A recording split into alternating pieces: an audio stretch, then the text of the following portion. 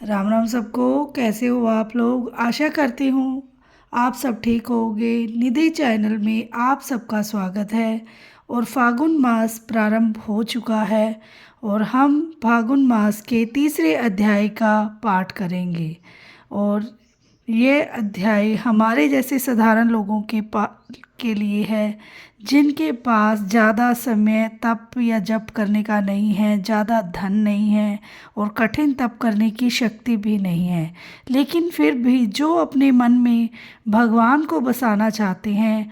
आज की यह कथा आपके मन को शांति देगी, आपके जीवन को नई आशा देगी। कृपया मन शांत करके पूरी कथा सुनिए। नारद मुनि का प्रश्न। एक बार नारद मुनि भगवान विष्णु के चरणों में नतमस्तक होकर कहते हैं, नारद जी, हे प्रभु, यह कलयुग बहुत कठिन है। लोग परेशान हैं, मन अशांत है, घर परिवार की जिम्मेदारियां बहुत है। ऐसा कौन सा मास है जिसमें बिना ज़्यादा कठिनाई के मनुष्य पुण्य प्राप्त कर सके? भगवान विष्णु ने उत्तर दिया। भगवान विष्णु बहुत करुणा से मुस्कुराते हैं और कहते हैं, हे नारद, फागुन मास सभी मासों में श्रेष्ठ है। इस मास में थोड़ा सा दान, थोड़ी सी सेवा और सच्चे मन से लिया गया भगवान का नाम भी अक्षय फल देता है। फागुन मास का रहस्य यह है। भगवान विष्णु कहते हैं, हे नारद, फागुन मास में देवता भी पृथ्वी पर विचरण करते हैं। इस मास में राधा कृष्ण भक्ति, विष्णु नाम स्मरण और दीपक दान अत्यंत प्रिय है। इससे जुड़ी एक गरीब भक्त की कथा मैं विस्तार से सुनाता हूँ। हे नारद, अब मैं तुम्हें एक साधारण व्यक्ति की कथा सुनाता हूँ। एक नगर में एक अत्यंत गरीब व्यक्ति रहता था। उसके पास अच्छा घर नहीं, अच्छे कपड़े नहीं और कभी कभी भोजन भी पूरा नहीं होता था, लेकिन उसके हृदय में एक अमूल्य धन था, भगवान के प्रति श्रद्धा। फागुन मास का आगमन हुआ। जब फागुन मास आया, वह व्यक्ति बहुत प्रसन्न हुआ। उसके मन में ही मन कहा, मेरे पास देने को कुछ नहीं, लेकिन मेरे पास भगवान का नाम है। उसके छोटे छोटे पुण्य कर्म। फागुन मास में वह प्रतिदिन सूर्योदय से पहले उठता, थोड़ा सा जल लेकर स्नान करता, भगवान विष्णु का नाम लेकर जो थोड़ा अन्न मिलता उसमें से थोड़ा किसी भूखे को दे देता और शाम को मिट्टी का छोटा सा दीपक, थोड़ा सा तेल और सच्चा भाव, बस इतना ही। भाव की शक्ति। भगवान विष्णु कहते हैं, हे नारद, उस व्यक्ति ने कभी यह नहीं सोचा कि उसे बदले में क्या मिलेगा। उसने बस भाव से किया।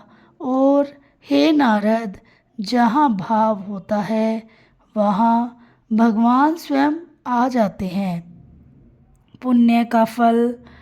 कुछ समय पश्चात उस व्यक्ति का शरीर त्याग हुआ। यमदूत नहीं आए, स्वयं विष्णु दूत आए। उसके सभी पाप नष्ट हो चुके थे और अंत में उसे विष्णु लोक की प्राप्ति हुई। भगवान विष्णु जी कहते हैं, फागुन मास में श्रद्धा से जलाया गया एक दीपक हजारों यज्ञों के बराबर होता है। बहनों, अगर आप घर का काम करती हैं, बच्चों की चिंता करती हैं, परिवार को संभालती हैं, तो यही सेवा है। भगवान को अर्पित कर दीजिए। रसोई का काम करते हुए नाम जप कीजिए। झाड़ू लगाते समय मन में प्रभु को याद करिए। यही फागुन मास का व्रत है। भगवान विष्णु जी कहते हैं, मैं धन नहीं देखता, मैं दिखावा नहीं देखता, मैं केवल मन का भाव देखता हूँ। प्रिय बहनों और भक्तों, फागुन मास हमें सिखाता है, छोटी भक्ति भी सच्चे मन से की जाए तो जीवन बदल देती है। बोलो श्री विष्णु भगवान की जय हो। आशा करती हूँ आपको मेरी कथा पसंद आई होगी। और ये था फागुन मास का तीसरे अध्याय का महात्म। आशा करती हूँ आपको पसंद आया होगा। वीडियो को लाइक, चैनल को सब्सक्राइब करना बिल्कुल ना भूलें जो भी चैनल पे नए हैं, और बेल आइकन को ज़रूर प्रेस करें ताकि मेरी वीडियो की नोटिफिकेशन आप तक पहुंच जाए। तो कथा के अंत में हमें कीर्तन अवश्य करना चाहिए। तो हम कीर्तन शुरू करते हैं। श्री कृष्ण गोविंद हरे मुरारी, हे नाथ नारायण वासुदेवा।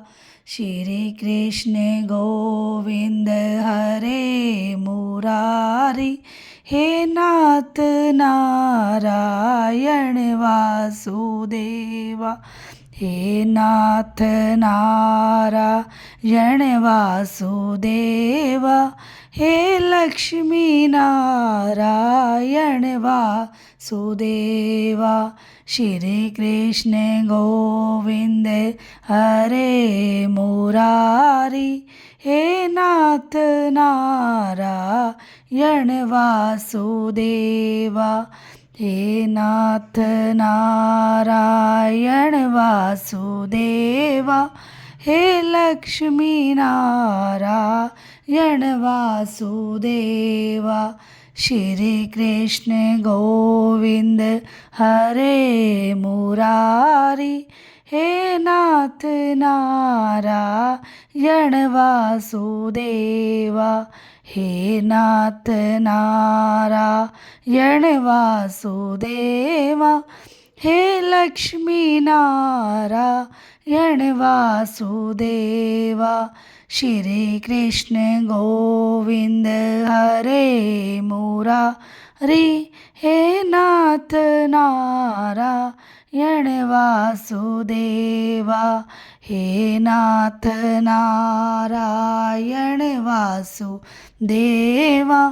हे लक्ष्मी नारायण वासुदेवा। बोलो श्री कृष्ण भगवान की जय हो, विष्णु भगवान की जय हो, लक्ष्मी माता की जय हो। मिलते हैं नेक्स्ट वीडियो में नेक्स्ट अध्याय के साथ। राधे राधे।